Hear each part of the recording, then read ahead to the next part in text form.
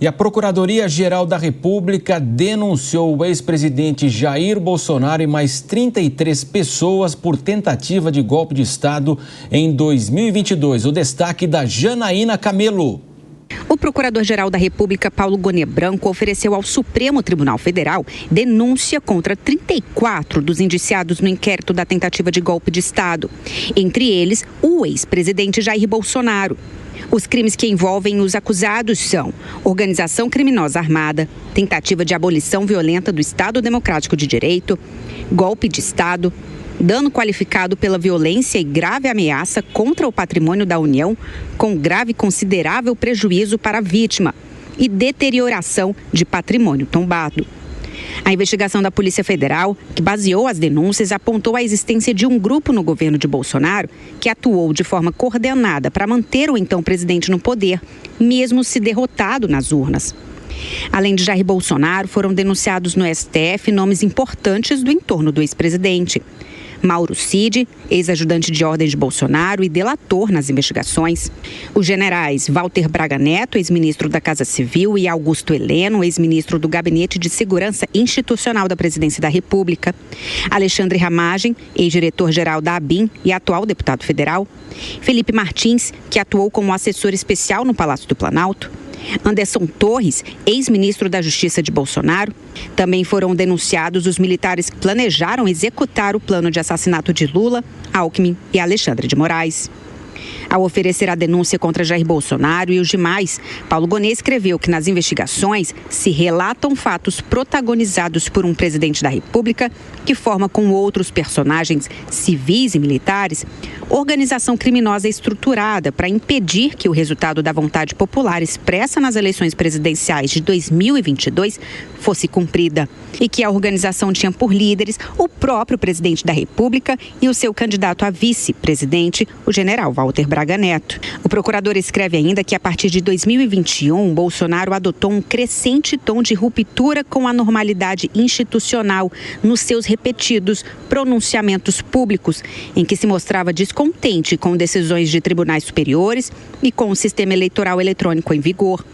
Que essa escalada ganhou impulso mais notável quando Luiz Inácio Lula da Silva, visto como mais forte na disputa eleitoral de 2022, tornou-se elegível em virtude da anulação de condenações criminais.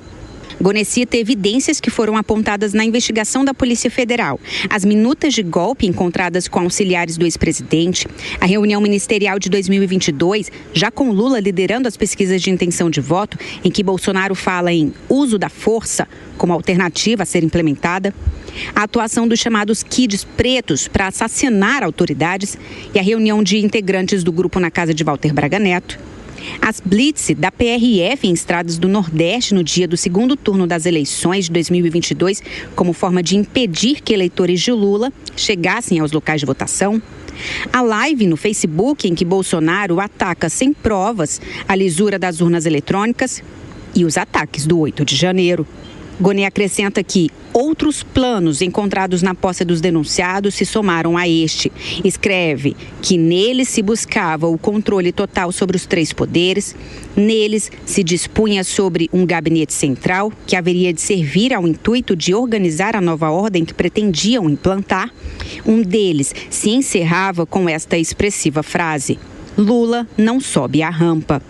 Segundo Gonet, o ex-presidente anuiu com o plano para matar Lula, o vice-eleito Geraldo Alckmin e o ministro Alexandre de Moraes. O procurador-geral da República afirma que Jair Bolsonaro, junto com Walter Braga Neto e Augusto Heleno, faziam parte de um grupo que seria o núcleo crucial da organização criminosa e que partiam deles as principais decisões e ações de impacto na tentativa de golpe.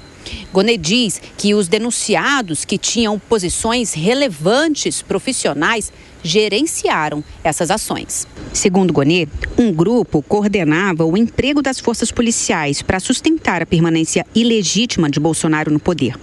Outro era responsável pelas ações de monitoramento, neutralização de autoridades públicas e pela interlocução com os envolvidos no 8 de janeiro. E outro grupo executava operações estratégicas de desinformação, propagando notícias falsas. Goni afirma ainda que a última esperança da organização estava na manifestação de 8 de janeiro. Os seus membros trocavam mensagens apontando que ainda aguardavam o que chamavam de uma boa notícia. Agora corre o prazo de 15 dias para que as defesas dos denunciados se manifestem. Havendo questionamento, o caso volta para a PGR, que terá 5 dias para devolver o processo ao ministro Alexandre de Moraes, relator do caso. A expectativa é de que o ministro libere as denúncias para julgamento em abril, o que será feito pela primeira turma do STF.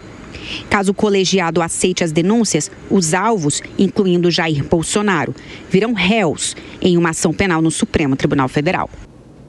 Para comentar as notícias conosco neste Jornal da Manhã, a Deise Chocari está chegando. Deise, uma péssima notícia para o ex-presidente Bolsonaro. Esse processo vai se arrastar por esse ano, o ano que vem tem eleição. Suas pretensões políticas envolvem, inclusive, a tramitação de uma possível lei de anistia, essa questão da ficha limpa. Ao mesmo tempo, Deise, uma ótima notícia para o presidente Lula, que sai do foco justamente da imprensa no momento de queda abrupta de popularidade. Deise, bom dia. Bom dia, Marcelo. Bom dia aos amigos da Jovem Pan. Pois é, as denúncias são graves, existem desafios consideráveis no campo jurídico, né? A gente tem que lembrar que o direito penal ele exige provas robustas para configurar crimes como tentativa de golpe de Estado, associação criminosa e abolição violenta do Estado, né? Mas independente do desfecho jurídico disso tudo, a denúncia já tem alguns efeitos imediatos no cenário político, né, Marcelo? Por exemplo, a direita brasileira, né? O episódio obviamente vai aprofundar a divisão interna entre os bolsonaristas e alguns setores da direita que buscam se desvincular do ex-presidente, como algumas figuras do PL e do União Brasil, né? A gente já tem percebido esse movimento, então isso deve acirrar aí uma dificuldade de relação entre esses setores.